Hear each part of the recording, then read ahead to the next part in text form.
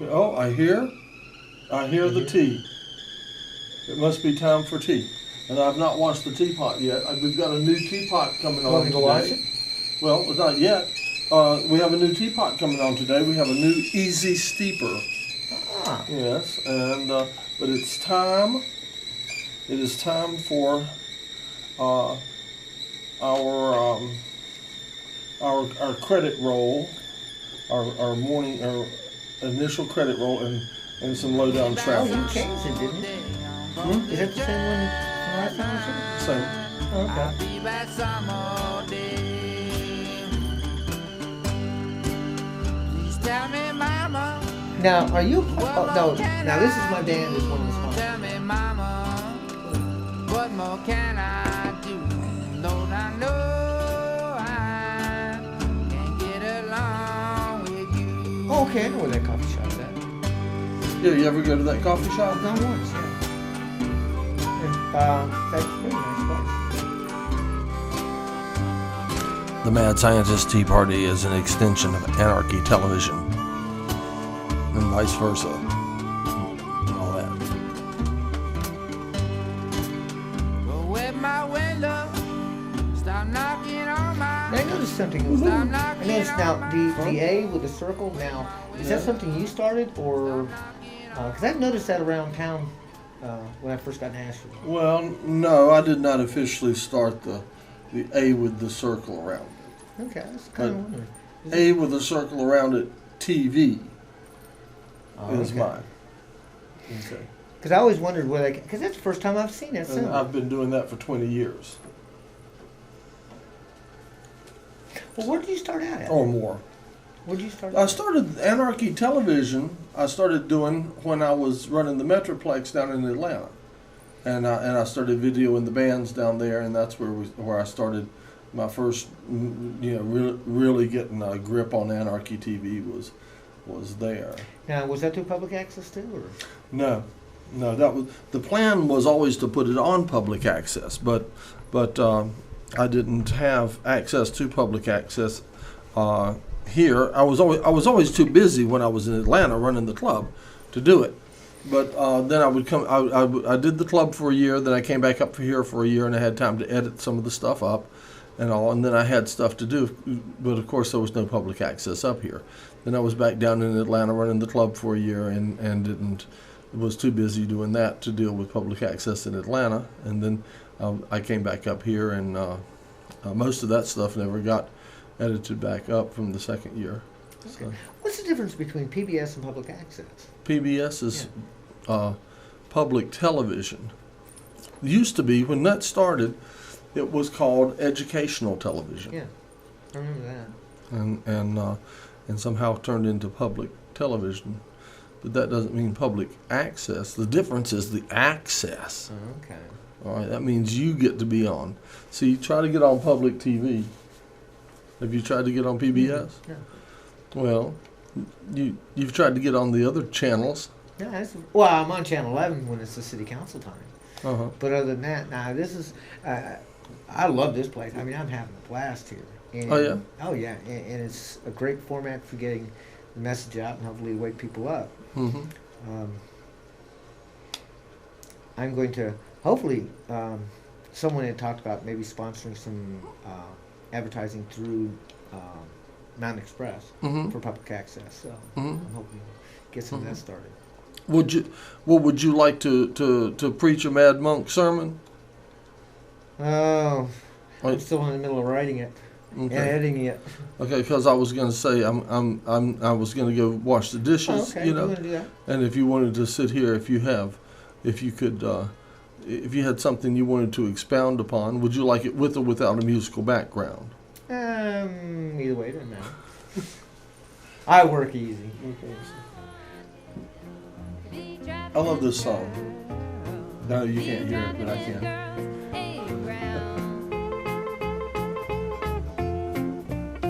And I'm gonna steal me a pistol, shoot my chauffeur down. It's Carrie Fridley singing with the Lowdown Travelers. I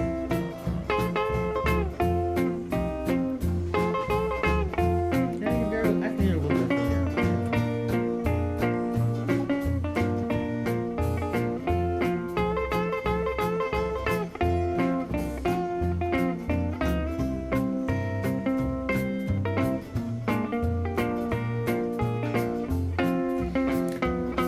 definitely designed this room.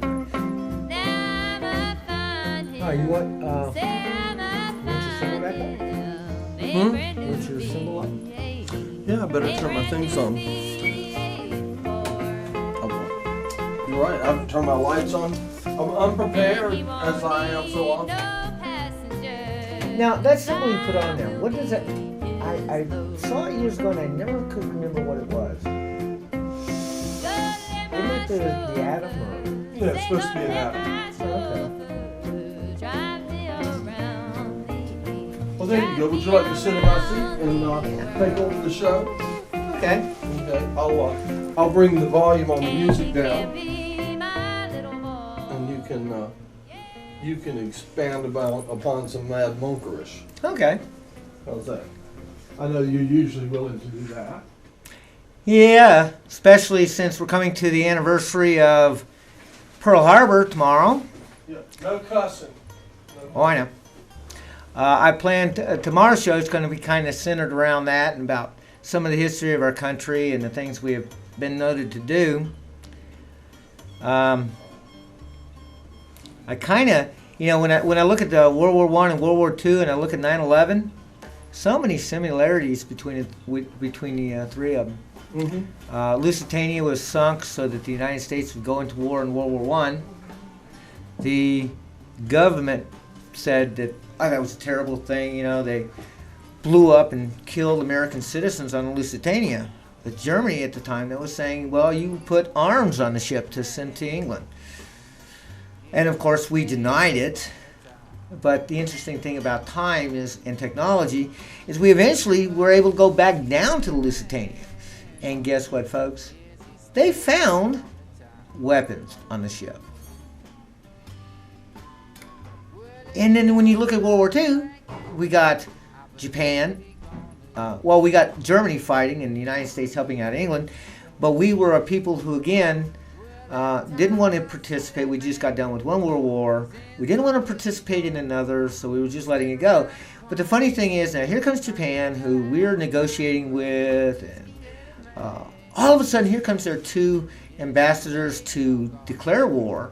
And darn it, if the meeting's not postponed long enough for Pearl Harbor to get attacked, so we could call it a day of infamy. Yet, question is, did we know about Pearl Harbor?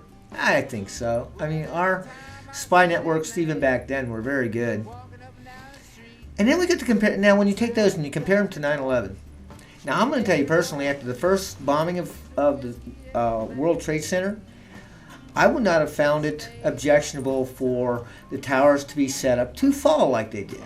Because it would be better for them to fall straight down than it would be for them to fall either direction. Take out a lot more buildings, a lot more fires, a lot more death.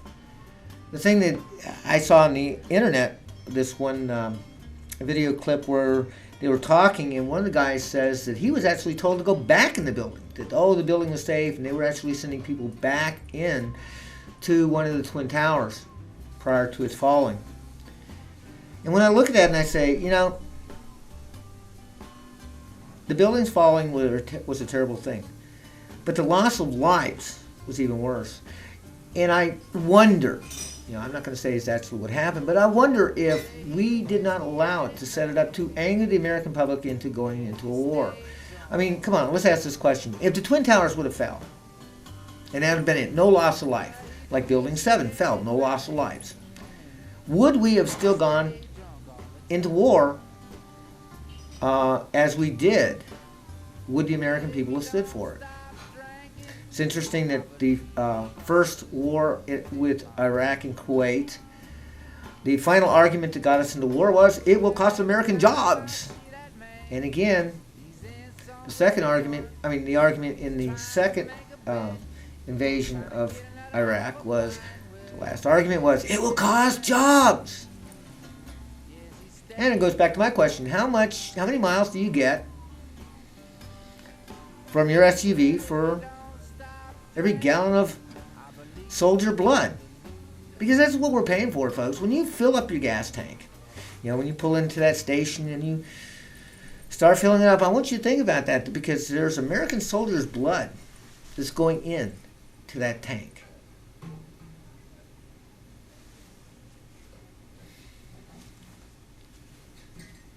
So, folks, tomorrow night, by the way, I'll be live and tape. I mean, I will be in the studio live. I'll be popping in and out, and I'll be showing a lot of tapes, a lot of video, a lot of eye candy as far as special effects. I'm having a blast doing editing here at URTV 20, which you can become a member. The fee is for membership is not an expensive one.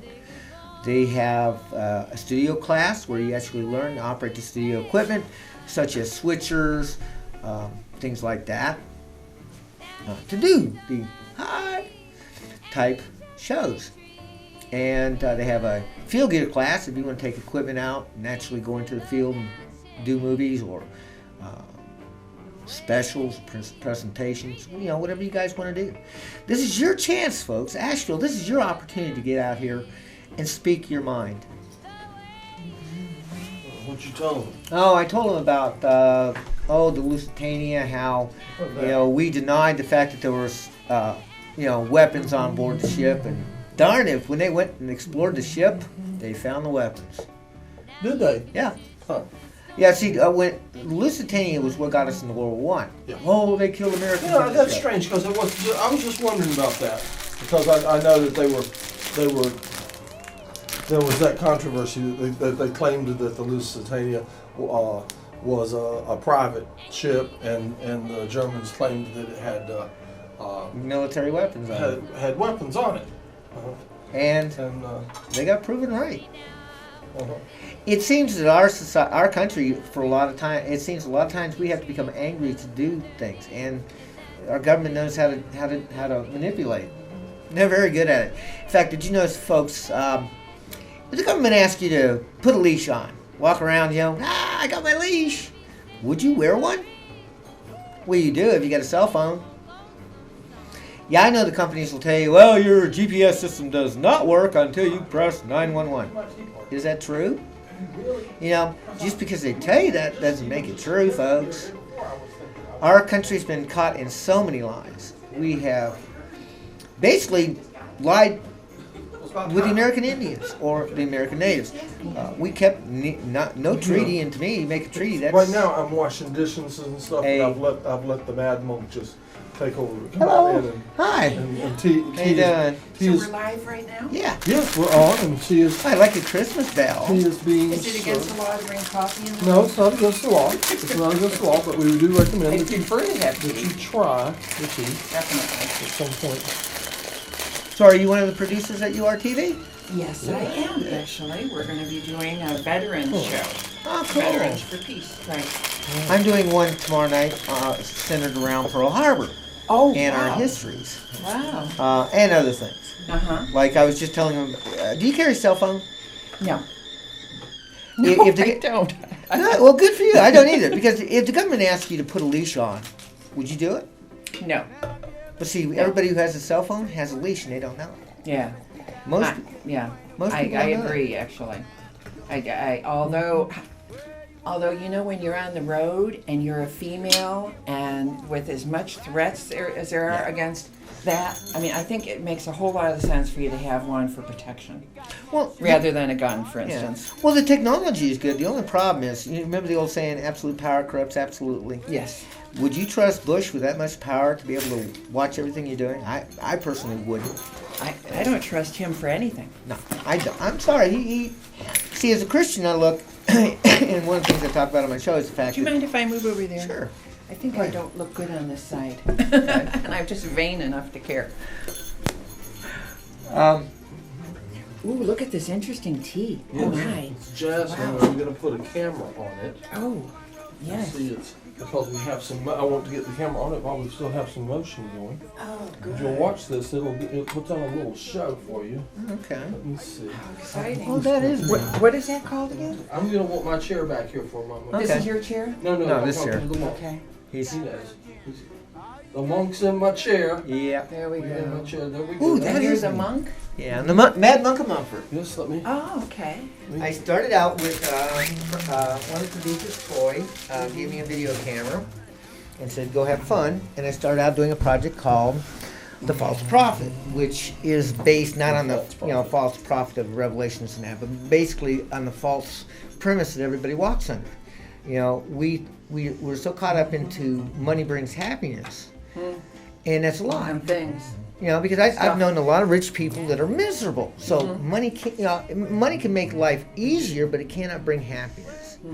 And so many people chase the almighty dollar because they've swallowed that lie. That's why it's spelled Profit instead of Phit for false profit.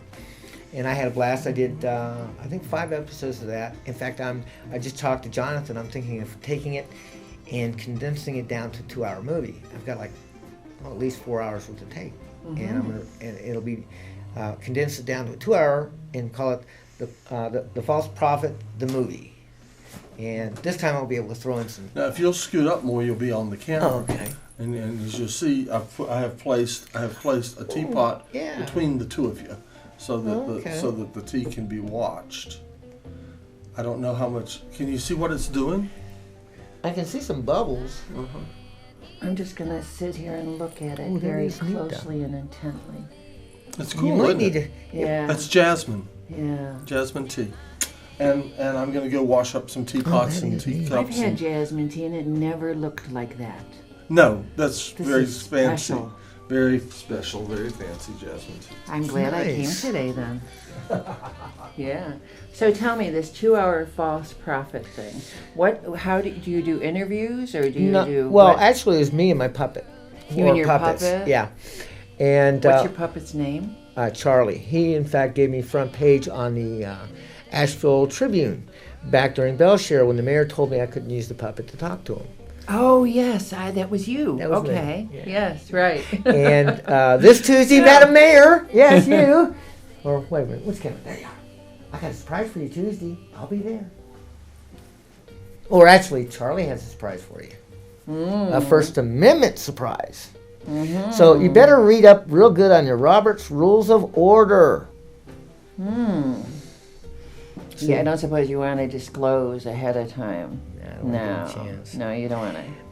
I'll give you what I did to him once. When they were arguing, or when they were trying to get partisan elections.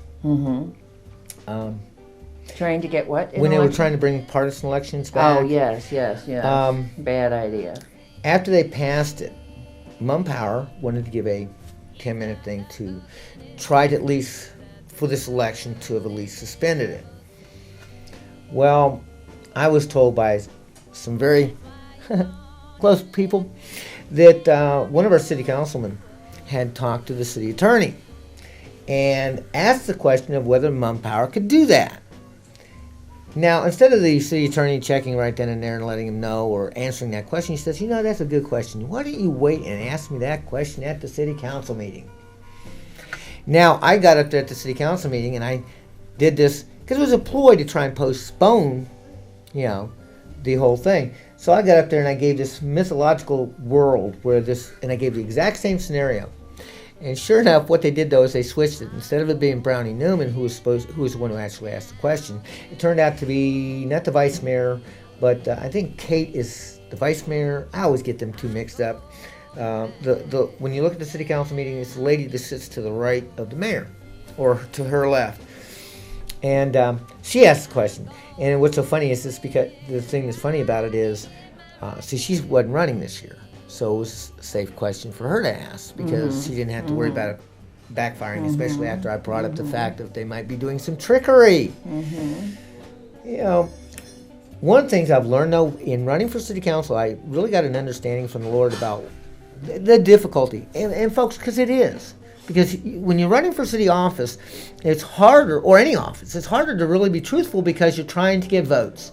Well, that's why I apologize if I in any way did not speak So you're absolutely the suggesting truth. that it's compromising to run for an office? When they're talking to you running, they do. So are you saying it's impossible to be honest as a No, it's not politician? impossible. The question is they don't trust the people. They're afraid that if they tell them, we need to do this, and it may be something hard, that the American public will not say, okay, we'll do that if that's what's going to get us out of our But situation. the American public doesn't even vote. Oh, I know. So why are they so worried about the so-called American public? Well, it's the same way. It's like the City Council of Asheville. Okay, it gives the appearance that it cares for the homeless, Yeah. That's all but right. in actuality, they want the homeless out. And at the rate they're going, they may get what they're actually want the asking for, because they are taking more and more of the campsites away that people are camping, instead of providing facilities where people could, all right, they got a 10-year plan, which we're 2 years into of doing. Well, it took them 6 years to build 2 bathrooms, so they're 2 years into the 10-year plan. A lot of people got to go to the bathroom in how many years? It took them 6 years to put 2 public bathrooms in downtown. So I doubt if they're going to fulfill their 10-year plan. And the question again goes, what do you do in the medium? I mean, here I am. I have no place to stay. You're saying, okay, in 8 years you'll have a place for me to stay. Great! But where do I stay till now? Well, my only option is to camp. So if the city does not provide camping areas, then my only other choice is, A, like me, I've actually got someone who has private land and is letting me camp there. Or B, you trespass. So why do you want to camp out? Why is that your preference? Well, my choice in following the Lord was to come on the streets that way. But there's a lot of people on the streets that are there because they lost How about jobs. you? Just talk about you. Well, How about you? Why are you on the streets? I went up in the mountains about 7 years ago when I saw that my life as a Christian stunk. Your life as a Christian? Yeah. But your I life mean, as I a was- human being, how was your life as a human Well, being? that was just as bad. I mean, because my life as a human being was hypocrisy, because I was professing Christ, but living like 99%, well, I'd say 90% of the Christians do. 1 foot in hell, 1 foot in heaven. What were you doing wrong? Well, I was running after money and running after all the things that the world says is what life is all about. Life What is were not you about doing happiness. right? What was I doing right? Yeah. The fact that I was striving to follow the Lord, and it took Him actually letting me get to the pit of my life to realize that houses and cars, they're nice, but they're not life. I know people that are workaholics. Did you have a relationship at the time? The relationship I had at a time was with this girl that I met, and I said, look, I had a bad marriage. I don't want to get married. I don't even want a relationship. You be my girl toy, I'll be your boy toy. And that's basically what a relationship was about. So it was about sex? Yeah, Uh-huh. that was it. Uh-huh. So you used each other sexually? Yeah, Uh-huh. yeah. And, I mean, and it was did, under mutual did you both? agreement. Yeah. So you both liked that? That was okay? No, Right? I mean, it's like the scripture says, for sin has its enjoyments for a season. When it started out, it was great, I mean. But as I started looking Why at did you just throw that scripture piece in? What was the value of that? Well, to give you an understanding, yeah, when I first got with her, it was great. It was fun. We had a good time. But as time went, because I was living outside of what covenant is with the Christian God, see, it was in my life. It was one of. Do you think there's a Christian God and a Muslim God? And No, I believe there's just one God. When I use the term Christian, in fact, I don't even like to use the term Christian because it's got a negative connotation, and the Christians have created it. I'm a follower of truth, and Jesus said He is the truth. And what I found is you can't. The truth was I was living. My life was in conflict with my belief. But Jesus was Jewish. Yeah. So how do the Christians claim to be? Well, you got to remember the term Christian didn't start till Antioch. All right, after Christ's resurrection, the followers were called followers of the way. Where did you learn this stuff? 40 years of just learning, studying the scriptures, meeting people. I've got Who was your mentor? God. I've had no real mentor to sit down and train me. So does God talk directly to you? Yeah. How? Different ways. Like one time I was talking with this one guy.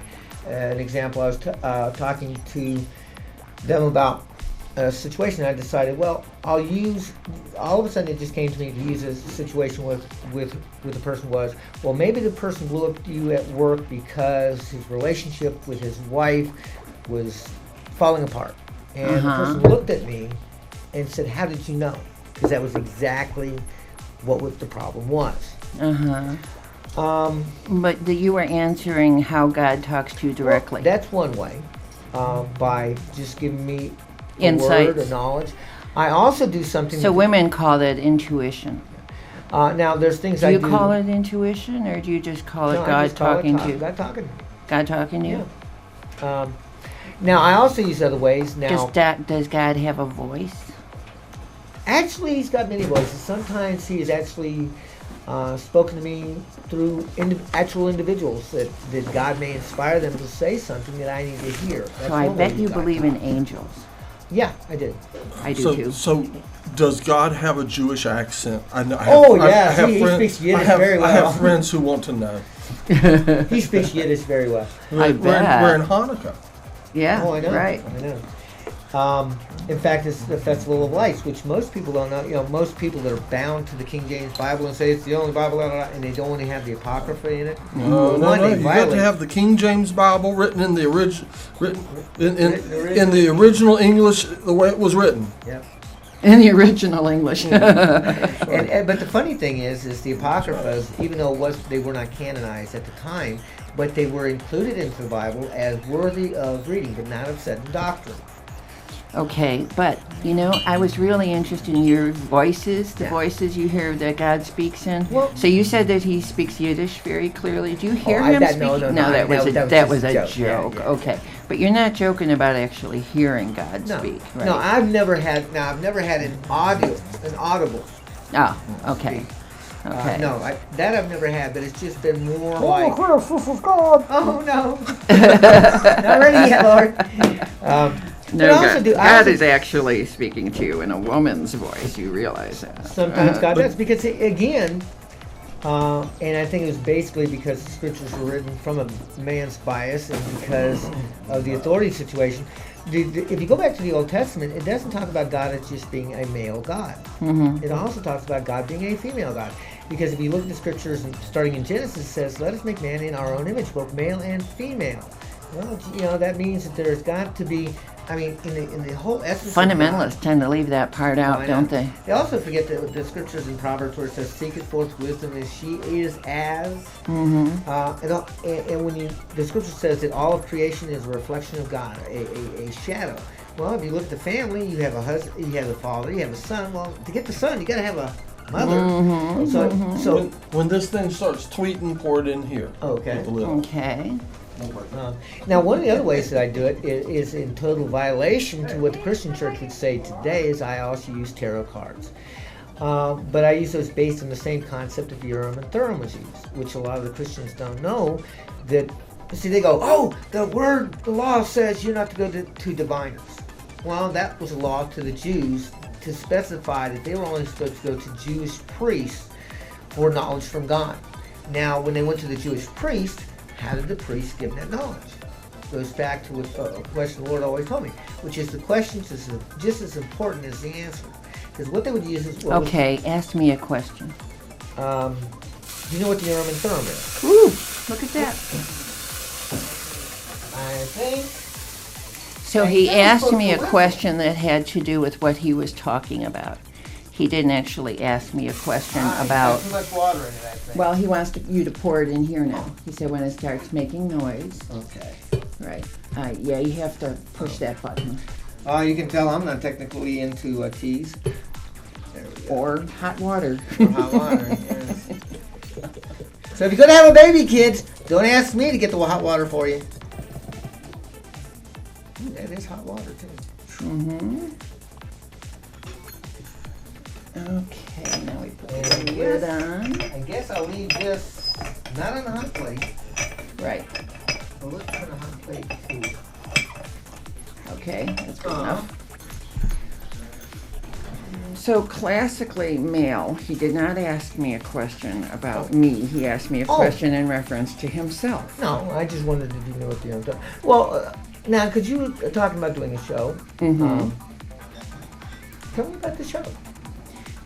Okay. I don't have Okay. access to cable, so I don't Veterans for Peace meets once a month, but basically they have. Do you know about the vigil that they do every Tuesday night? Yeah, I'm Okay. passing by every time I go to the city council meeting. Well, do you ever figure on stopping and joining them? I'm a veteran, and I. And you don't I have to be. I support them, but my calling and duty is to be at that city council meeting going, excuse me, Mm-hmm. talking to the leaders. I'd like to see more people out there standing up for them. Well, you could be one of those people. They're going to start meeting at 4:30 because it's, getting dark, and so part of the time they're standing in the dark. Yeah. So we have I'm married to James Lattimore, and he's a veteran of the Korean War. And he also is on the Woodfin Water District board. Okay. And so they rescued the land, the watershed there. And I was very, very proud of them all for that. But in any case, the main thing with the Veterans for Peace is that they do amazing things that a lot of people really don't know about. But the vigil is one of the constants, and they get a lot of communication from other people, and a lot of people are joining them also. And we have a regular meeting now that's a kind of a brain trust. It's a street action committee, because we want that action, that Tuesday night vigil, to be more exciting, to be more comprehensive, to allow more people to have access to it. So we think that if, like, musicians, we're going to be getting musicians, we're going to be having ministers come and speak. And we do want everybody to know that you do not have to be a veteran. Like, I'm an associate member because of my husband of the Veterans for Peace and because I pay membership. But you don't, to stand with us, all you have to do is want to end the war. Yeah. And that certainly applies to a lot of Ashevilleans we know and Buncombe County folks. Well, now, are you going to do any shows based on it? Yes, I've already done an interview with that bus that was traveling around, and I've done interviews with people at the vigil, and I've done a lot of other stuff. So I'm going to be editing that. That's why I came in today, to join you and to do some editing, that material. Yeah, and we also did a Noam Chomsky event. That was the first thing that was sponsored by the Veterans for Peace. He did a teleconference here through UNCA. And it took us quite a long time. That was in March. It took us a long time to get the technical stuff done from them, which was very disappointing. It would have already been on the air. But in any case, time does what it will. Yeah. So that's one of my beliefs is timing is crucial.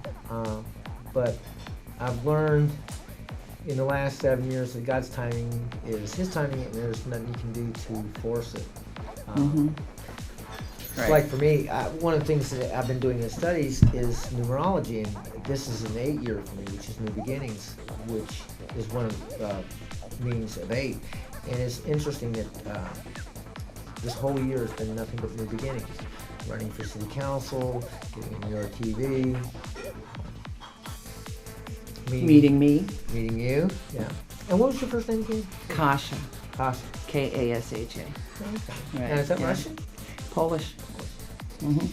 Yep.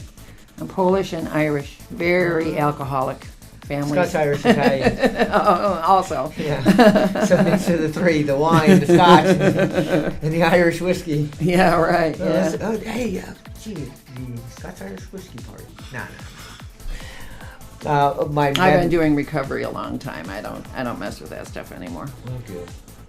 I had some friends of mine on the streets come to my second show, and because I love these guys, but street people's language is coarse, and they brought half a gallon of booze, and I didn't know that they had it outside. I brought them an hour, and I knew they were going to get a little bit of stuff. I figured, kids or a pint. They're out there at that outside thing, and they're drinking a half a gallon of it by the time they got to the show, and I didn't even know about it. So, I mean, we had a great show. They used one word 4 times, and so I got kind of on the list for a few weeks. That was a live show? Oh, not good. And we don't have that second delay. Right. Where you go, oh, sorry. Yeah, no, that's really not good. Yeah. Because this is family TV. Yeah. But the reality is, to be honest, most of these kids know the language better than the parents do. I heard some kids a few weeks back, and I'm sitting there going, yeah, but we want to elevate the language, don't we? Yeah, I mean, we do. Yeah. It's just, I did a thing in the last show. It's interesting how we choose words to say, oh, no, that's a profane word. Like the word I used was the SHIT word. Okay? It's actually an acronym. Do you think by spelling it that actually Well, changed? no. The reason I spelled it is for this. It's an acronym. Yeah. When manure was shipped on board ship, they would put it in the bottom of the hole. Well, in the village area, it's always got water, and they were blowing up ships, and they couldn't understand why ships were being blown Right, up. sure, yeah. Well, because of the fermentation of the manure, it was producing methane gas in the hold, and when somebody would go with one of the lit lanterns, they'd blow the ship up. So from that point on, when they finally discovered what the problem was, How many times did they do that before they learned? Do you I have don't any know. idea? I don't know. But what they started doing on the manifest for sending, Ta-da. on the manifest, what they would put when they were shipping manure is they would put SHIT in a circle, where it meant ship high in transit. So that they would know not to put it at the bottom of the ship, but to put it higher up in the hold. And we take, it's interesting about words and languages, because we take normal words and we may say, oh, no, that's not appropriate to say. Like I think every family has their. Who's this we? We as a community. I mean, I think every family has their little pet words for when we pass gas. My family was, oh, I broke a cookie. When the actual word is in the dictionary. And but we as a society decide, well, this is an appropriate word, this is no longer an appropriate word, and times change. Years and years and years ago, if you said, man, I feel gay today, well, that meant you felt happy. Of course. But That in years today- and years ago was years when ago. I was a child. Yeah, but in today's society, if I was to go, especially here in Asheville, because there are a lot of large-sized gay community, if I was to go, boy, I feel gay today, well, I don't think that they would be looking and saying, oh, you feel happy. It's just the way words change. Yeah, as but society isn't it changes. also in context? Like if you say, oh my gosh, I feel so gay today. Not I too know. many people would actually think that meant your sexual preference Oh, I was know. coming out of your mouth. But we automatically censor ourselves because of the connotation between the words. So eventually the word will eventually change, and the true meaning of the word gay will eventually fade out, and you go, gee, what does that really mean? Let's go look in the dictionary. Like names. It's an interesting thing that if a girl is given a boy's name, it will slowly be weeded out from the boy's side and become just a feminine name because of the connotation of it being used both male and female. You know what one of my pet peeves is? What's that? Being called a guy. Being referred to as a guy. Hey, you guy. Hey, guys. Hey, guys. Hey, Come on guy. now. Hey, Hey, guy. guys. Hey, guys. You know, if you referred to a room full of guys As girls. as gals, if you said, hey, gals, now let's all do this, they would go, whoa, wait, there's not a gal in this room. You know, because when you refer to guys as women, you know, you ladies, when like a coach says you ladies, It's an insult. that's It's an insult, such yeah. an insult. Insult. Exactly. What You do I mean, guys, we- you guys, and I can say guys because I'm talking to two Yeah. males, know exactly what I'm talking about. And I am having the hardest time even getting feminists to acknowledge this and try to alter, like Oprah. I can't even get Oprah to say, you know, to stop using that kind of language. And it doesn't seem like it would be that difficult, you know. It's a 4-letter word. Yeah. It's inappropriate since most of audiences are female, actually. Couldn't we, I refer to folks as folks. Yeah, but I'll tell you how Folks. hard it is. One of the words I picked up when I moved to the South was okie doke. Mm-hmm. And that I find is the hardest word for me to root back out of my system. Why, is there something wrong with I just okey-doke? don't like okie doke. I love it. I think it's so I mean, I cute. guess It's I'm not trying insulting to anybody. No, but I guess I'm trying not to be cute all the time. Yeah, it's just a word that I picked up that I kind of went, well, you know, there are other words other than okie doke. I mean, it just like when you meet somebody who always says, you know, when they're talking sentences and at the end they'll always say and they Uh-huh. and I developed the okie doke as the same way. Anytime you asked me a question and then my answer was supposed to be yes, instead of just saying yes, it was always okie doke. Well, when people have that challenge to be like public speakers, I really would encourage them to go to like Toastmasters. Because for instance, that just saying like Toastmasters is really an inappropriate use of the language, you know. Just saying straight Toastmasters would have been sufficient. And that's one of the things I learned by going to Toastmasters, was not to stumble and fill in a lot of uhs and all that kind of thing. And when I hear somebody like a mayor or a city council person speaking publicly, representing us, the citizens, although they don't actually represent me because I'm a Woodfinite, then I got a friend in and I Woodfin. hear this kind of speaking as if they're not proficient with the language. Yeah. That offends me. You know, it's like they could easily join Toastmasters and Well, put their see- skills on the table and learn and take it seriously. Their job as representatives, Oh yeah, just like I'm going to as local apologize. representatives. Sometime in the next few weeks, I'm going to apologize to the mayor because I thought that Piscal Legal Services paid for her college education, so I thought she was an attorney. Turns out she's actually an English major. Mm-hmm. So, Madam Mayor, I apologize for saying you were a lawyer. Oh, yeah. I hated to, that is an It's insult not to much them. lower. It's not much much lower lower than you that. Well, except maybe a politician or a lawyer politician. Wow. Well, there you yeah, go. that's yeah. usually the case. Well, I'll give you 1 year. But isn't that sad? I'm very offended by that idea. In America, we have that kind of opinion, and we elect those kind of people. Yeah. And I don't get it. I really don't get it. Because there's so many of us that believe that the person who represents us could be of a high caliber, higher caliber than me. I want them to know more than me. I want them to speak more than one language. I want them to be astute and have an understanding of the relativity of various religions. Well, as a You know, friend of mine told me, there's no real requirements for running for office.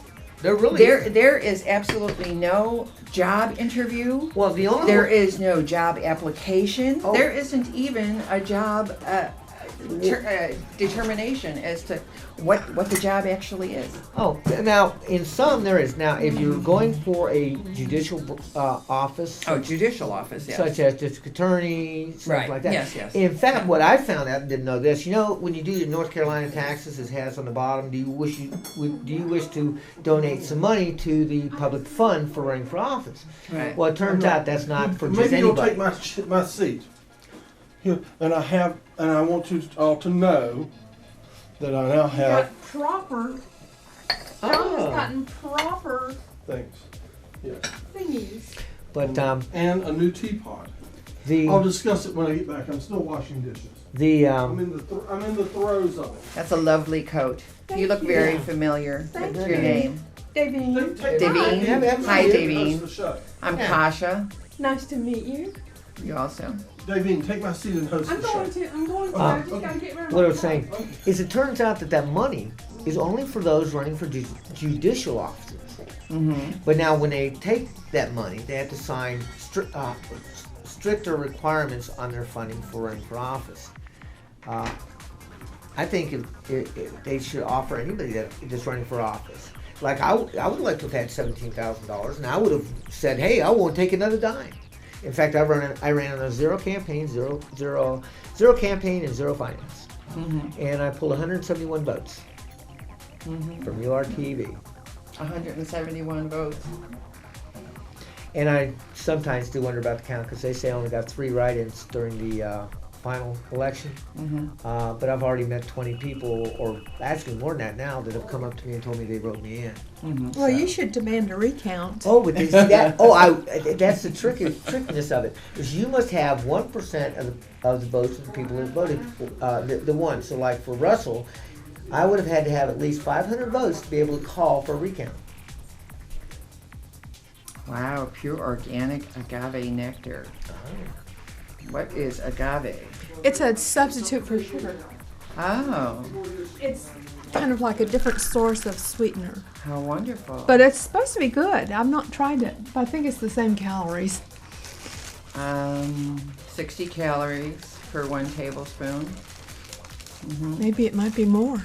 It has 1 gram of dietary fiber. Oh, well, hey, Yeah, that's a I know redeeming fiber. feature. Goodness